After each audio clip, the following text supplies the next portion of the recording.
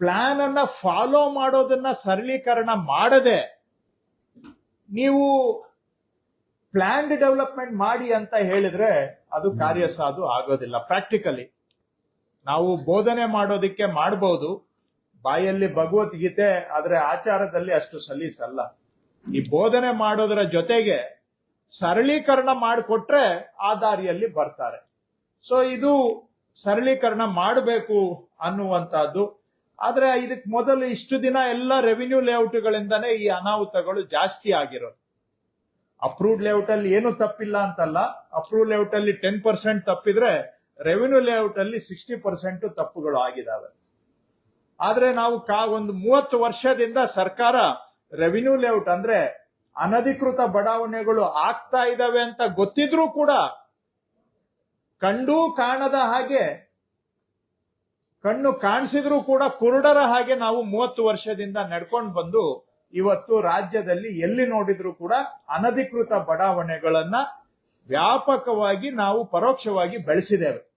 ಸರ್ಕಾರದಿಂದನೇ ಒಂಥರ ಬಿಟ್ಟಿದ್ದೇವೆ, ನಾವು ಅದನ್ನ ಆಗ್ಲಿಕ್ಕೆ ಬಿಟ್ಟಿದ್ದೇವೆ. ಅದನ್ನ ಬಂದ್ ಮಾಡೋದಿಕ್ಕೆ ಬಹಳ ಹಿಂದೆನೆ ಸಾಧನಗಳು ಇದ್ರೂ ಸಹ ಆ ತೀರ್ಮಾನಗಳನ್ನ ಮಾಡದೆ ಅದನ್ನ ಇಲ್ಲಿವರೆಗೂ ಬೆಳೆಸಿದ್ದೇವೆ.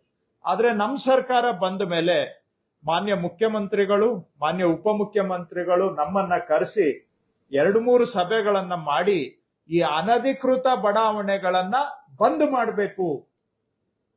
ಇದು ಕೆಲವರು ವಾದ ಮಾಡಿದ್ರು, ಏನು ಕೈಗೆಟಕುವ ದರದಲ್ಲಿ ನಿವೇಶನ ಸಿಗ್ತಾ ಇದೆ, ಅವ್ರ ಮೇಲೆ ಯಾಕೆ ನೀವು ಗದಾಪ್ರಹಾರ ಮಾಡ್ತಾ ಇದ್ದೀರಿ ಅಂತ. ಆದ್ರೆ ಅದರಿಂದ ಆಗೋ ಸಮಸ್ಯೆಗಳು ಇವತ್ತು ನಾನು ಸ್ವಲ್ಪ with little bit of exaggeration ಹೇಳೋದಾದ್ರೆ, ಬೆಂಗಳೂರಿನ ಎಲ್ಲಾ problems because of unauthorised layouts ಅಂತ ಹೇಳ್ಬೋದು. ಟ್ರಾಫಿಕ್, ಗಾರ್ಬೇಜ್, ಸೀವೇಜ್, ಫ್ಲಡ್ಡಿಂಗ್, ಇವೆಲ್ಲವೂ ಕೂಡ ಬಿಕಾಸ್ ಆಫ್ ಅನ್ಆಥರೈಸ್ಡ್ ಲೇಔಟ್ಸ್ ಅಂತ ಹೇಳ್ಬೋದು. ವಿಶ್ಲೇಷಣೆ ಅಗೇನ್ ಮಾಡಕ್ ಹೋಗೋದಿಲ್ಲ, ಅದು ಡೈವರ್ಟ್ ಆಗುತ್ತೆ ಟಾಪಿಕ್. ಸೊ ಹಾಗಾಗಿ ಇವೆಲ್ಲ ಒಂದು ಕಡಿವಾಣ ಹಾಕ್ಬೇಕು ಅಂತ ಹೇಳಿ ಅವರೆಲ್ಲರೂ ಹಿರಿಯರ ಸಮ್ಮುಖದಲ್ಲಿ ನಾವು ಅಧಿಕಾರಿಗಳು ನಾವು ಎಲ್ಲ ಕೂತ್ಕೊಂಡು ತೀರ್ಮಾನ ಮಾಡಿದ್ಮೇಲೆ ನಾವು ನೋಂದಣಿ ಇಲಾಖೆಯಿಂದ ಅನಧಿಕೃತ ಬಡಾವಣೆಗಳನ್ನ ಹೊಸದಾಗಿ ನೋಂದಣಿ ಮಾಡೋದನ್ನ ಬಂದ್ ಮಾಡಿದ್ದೇವೆ. ಅದೊಂದು ಬಹಳ ಕಠಿಣ ತೀರ್ಮಾನ, ಬಹಳ ವಿರೋಧದ ನಡುವೆ ಆ ತೀರ್ಮಾನ ತಗೊಂಡಿದ್ವಿ. ಯಾಕೆಂದ್ರೆ ರಾಜ್ಯದಲ್ಲಿ ಅನಧಿಕೃತ ಬಡಾವಣೆ ಮಾಡೋರ್ದೇ ಒಂದು ದೊಡ್ಡ ಪಡೆ ಇದೆ. ಅದರಲ್ಲಿ ಎಲ್ಲರೂ ಇದ್ದಾರೆ.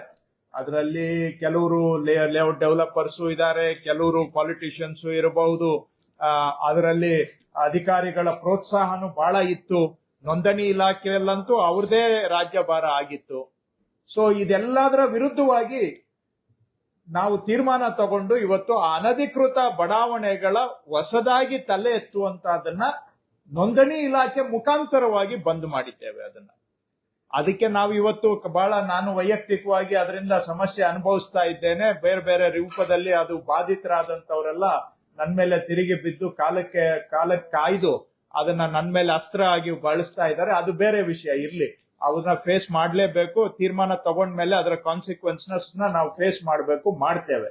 ಅವರೆಲ್ಲ ಇದರಲ್ಲಿ ಕೆಲವರು ಬಾಧಿತರಾದಂತವ್ರು, ಕೆಲವರು ಎಲ್ಲರೂ ಅಲ್ಲ, ಅಧಿಕಾರಿಗಳು 80% ನಮ್ಮ ಅಧಿಕಾರಿಗಳು ನಮ್ಮ ಜೊತೆ ಕೋಆಪರೇಟ್ ಮಾಡ್ತಾ ಇದ್ದಾರೆ. ಬಟ್ 20% ಅಂತವ್ರು ಇರ್ತಾರೆ.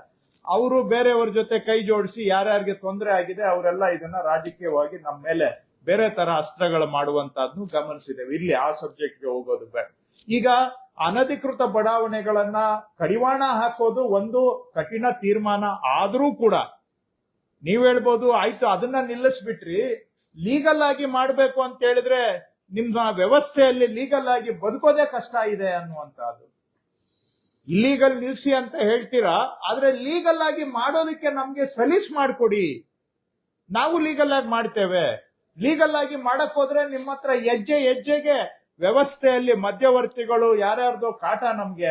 ಸೊ ಲೀಗಲ್ ಆಗಿ ಬದುಕೋದಿಕ್ಕೆ ನಮ್ಗೆ ಸಲೀಸ್ ಮಾಡ್ಕೊಡಿ ವ್ಯವಹಾರ ಮಾಡೋದಕ್ಕೆ ಅನ್ನುವಂತ ಬೇಡಿಕೆಯನ್ನ ಯಾರು ಬಂದು ನಮ್ಗೆ ಹೇಳಲಿಲ್ಲ. ಎಲ್ಲಾರು ಹೇಳಿದ್ದು ನಮ್ಗೆ ಇಲ್ಲೀಗಲ್ ಬಿಡಿ ಅಂತಾನೆ. ನಾನು ಅವ್ರಿಗೆ ಹೇಳ್ದೆ, ಎಲ್ಲರಿ ಇಲ್ಲೀಗಲ್ ಅಂತೂ ನಾವು ಬಿಡೋದಿಲ್ಲ, ಲೀಗಲ್ ಆಗಿ ನಿಮ್ಗೆ ಏನ್ ಬೇಕು ಸಹಾಯ ಕೇಳ್ರಿ ಅಂದ್ರೆ ಅದನ್ನ ಯಾರು ಕೇಳೋದಿಲ್ಲ.